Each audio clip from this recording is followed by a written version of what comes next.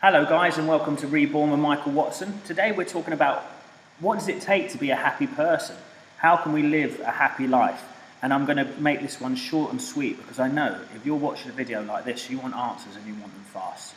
You see, to live a happy life is someone who can go throughout their day and feel the joy of existence, to feel the joy of just anything. And you see, here's the first step that we need to be able to live a happy life, is we need to make happiness non-conditional. You see, the problem is that we often put conditions on our happiness. I'm going to be happy when. I'm going to be happy if. Feel so much better when. Fill in the blanks. I get all this money, I get this job, blah, blah, blah. It can be endless. If we can make happiness unconditional, then happiness is the goal. You see, happiness beyond condition means that we can strive for that. And one of my favourite things Dr. Joe Dispenza says, and I think this is an amazing quote that everyone should listen to, is he was asked on a talk show, what's the secret to happiness? Why are you so happy? And he said, well, because I practiced it. And there it was. There's the key. There's the key.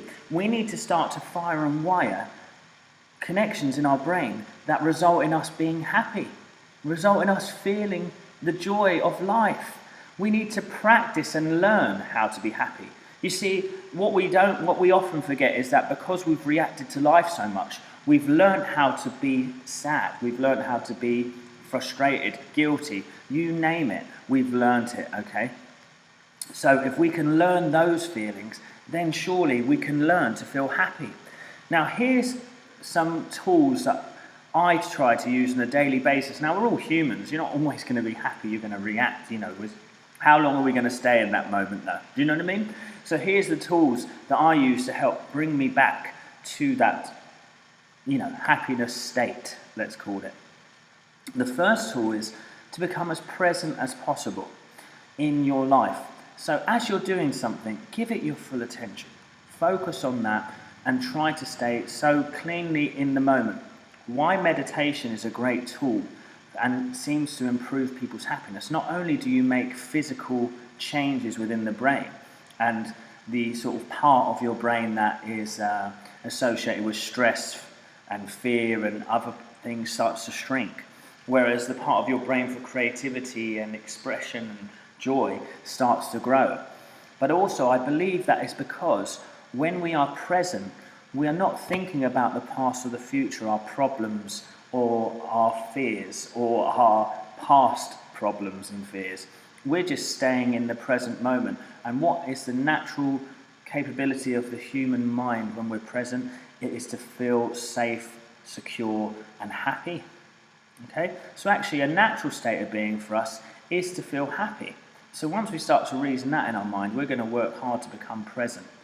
Another tool that I really love to use, and I try so hard to do often now, is I use wonderful prayer techniques from the great Dr. Joseph Murphy.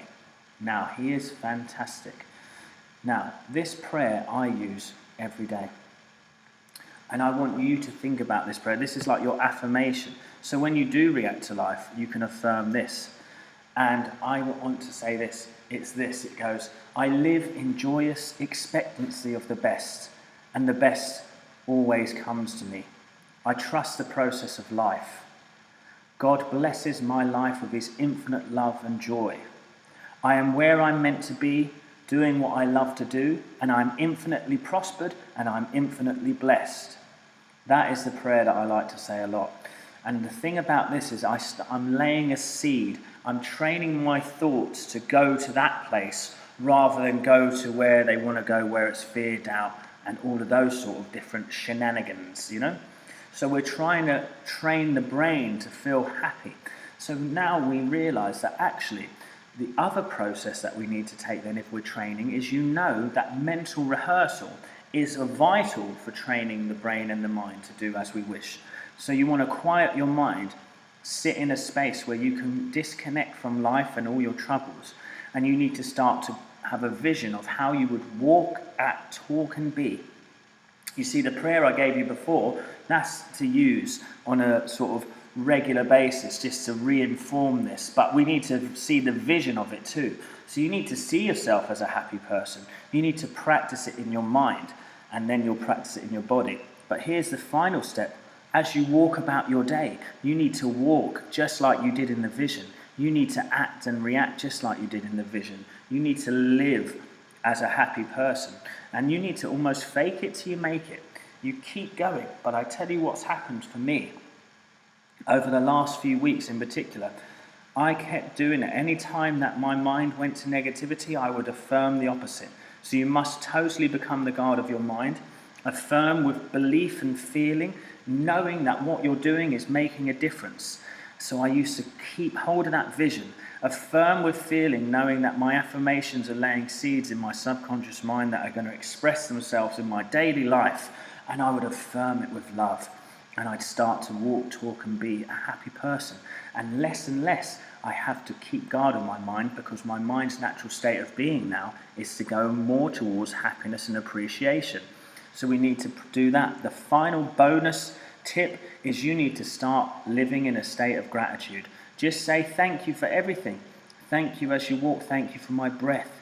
Thank you for the sun. Thank you for the day.